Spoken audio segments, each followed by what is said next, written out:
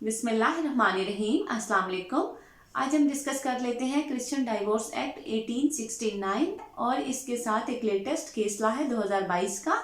पहली बात तो हम ये क्लियर कर लें कि जिस तरह से मुस्लिम्स में मैरिज के बाद तलाक का भी ऑप्शन है और खुला का भी ऑप्शन है, लेकिन क्रिश्चियनिटी में तलाक भी नहीं है और खुला भी नहीं है। वो इस तरह से कि यहाँ पर ये एक जो मैरिज है ये एक परमानेंट नेचर का बॉन्ड एक इसको कंसीडर किया जाता है और इसमें अगर किसी एक पार्टनर ने दूसरे से सेपरेट होना होता है तो वो एलिगेशन लगाए जाते हैं। यहाँ पर इसमें 3 तरह की सेपरेशन होती है। फर्स्ट ऑफ ऑल तो मैरिज डिसॉल्व करने की ग्राउंड्स अलग से बताई गई हैं जो कि सेक्शन 10 में बताई गई हैं 1869 डाइवोर्स एक्ट में, और दूसरी जो है सेक्शन 22 में बताई गई है वो है जुडिशियल सेपरेशन के बारे में, और तीसरी जो इसमें बताई गई है वो मैरिज की कैंसलेशन के बारे में, मैरिज को नल एंड वाइड कंसीडर करने के बारे में बताई गई है। तो यहाँ पर जो लेटेस्ट एक केस ला है 2022 PILD लाहौर पेज 160 पेटिशन दायर की जाती है सिविल कोर्ट में सेपरेशन के लिए। जो फीमेल है पेटिशनर वो इसमें एलेज करती है कि अडल्ट्री का एलिगेशन उस पर लगाया जाता है, जिना का।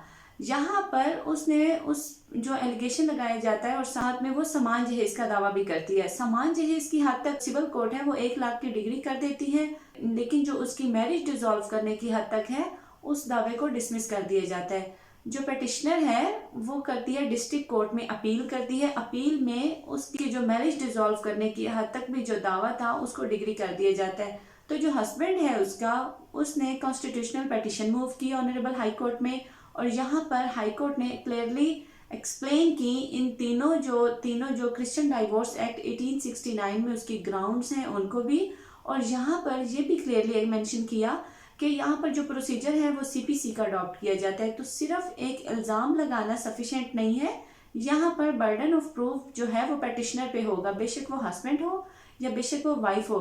तो यहाँ पर उसने प्रूफ करना है। अगर वो अडल्ट्री का एलेज कर रही है तो वो प्रूफ करेगी क्योंकि जो उसका दूसरा पार्टनर है उसने डिनाई कर दिया इस एलिगेशन से।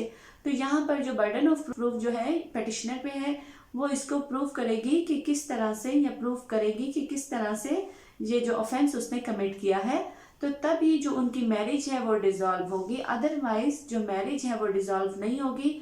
सिर्फ, और हम रूटीन में देखते हैं कोर्ट्स में कि सिर्फ इल्ज़ाम लगा दिया जाता है, हम अपनी प्लेंट में मेंशन कर देते हैं कि सिर्फ इल्ज़ाम लगा लेते हैं और दावा जो है वो डिग्री कर दिया जाता है। तो यहाँ पर सिर्फ इल्ज़ाम लगाना सफिशिएंट नहीं है, यहाँ पर उसको बाकायदा प्रूफ करना होगा। ये 2022 का लेटेस्ट केस लॉ जो आया है क्रिश्चियनिटी के हवाले से ये बहुत रेलेवेंट है।